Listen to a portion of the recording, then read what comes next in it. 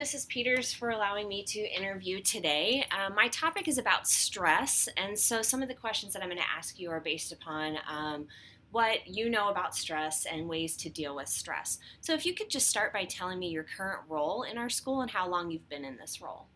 I am the health science and aquatics based physical education teacher. I am also the aquatics director and coach here. I have been in this role this is my fourth year at the high school. Okay? And what do you know about stress and what it does to the body?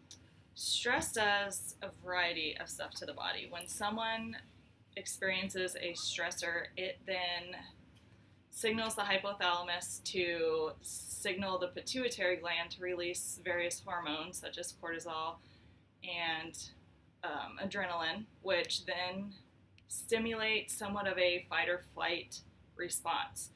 So basically, it increases the heart rate, increases the respiratory rate or breathing rate, which then can cause the arteries to constrict, high blood pressure to occur.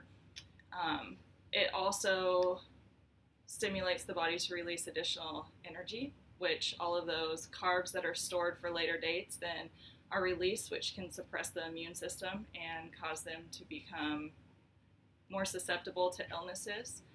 And those are just the physiological. There are mental as well. So some can cause anxiety, panic attacks, may even go along with depression as well. Yeah, my issue is it seems to gather right around my middle area. So, unfortunately for me, stress has become a physical sign on my body. Yes, appetite is one thing, whether you eat comfort foods or lack of appetite, it can. So, what advice would you have for someone who deals with stress on a regular basis? What I tell my students is first thing, find what the stressor is. So maybe it's procrastination, maybe it's not having enough time to do stuff, maybe it's sleep. Whatever the stressor is, try and come up with a plan to help manage, whether it's time management.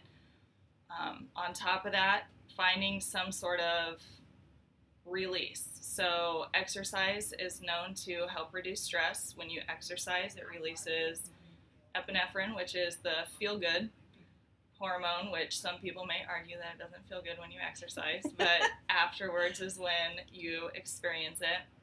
But also, through exercise, you can then focus on your breathing and more relaxation. So some people choose to do kind of a meditation, more yoga-based. Others just do like deep breathing or breathing exercises. But by slowing your respiratory rate, it slows your heart rate, and then it combats basically the release in cortisol and makes your body slow back down and relax a little bit. So, since you deal mainly with swimming and aquatics, what kind of things could people do in terms of swimming that might help deal with stress? So, there are a variety. You can do lap swimming, you could do just water treading. There are such therapies out there as floats, where you basically go into a quiet room and just float on your back for a while, and it causes you to focus on your breathing, kind of shut your mind off as you just relax. There's water aerobics. We do water yoga in my classes. So anything, for some people, for me, it's just the sound of water that is kind of soothing and relaxing as well.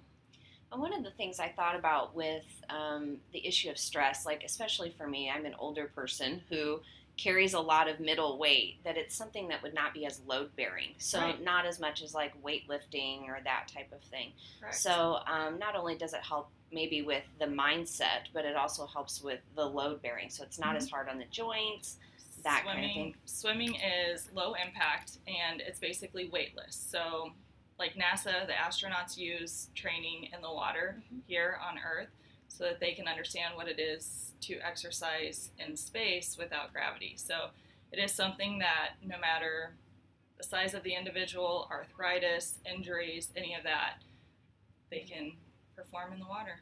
Okay, are there any questions that maybe I haven't asked you that maybe there's some information you would like people to know about stress and maybe that impact with water and swimming?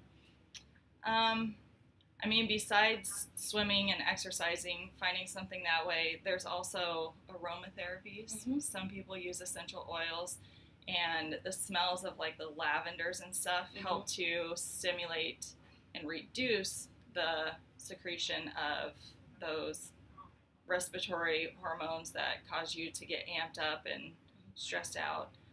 Um, there's videos, various resources out there, local pools. I mean, even soaking in the bathtub sometimes Mm-hmm. can be something. It's not necessarily exercise based, but you get that feeling of being weightless.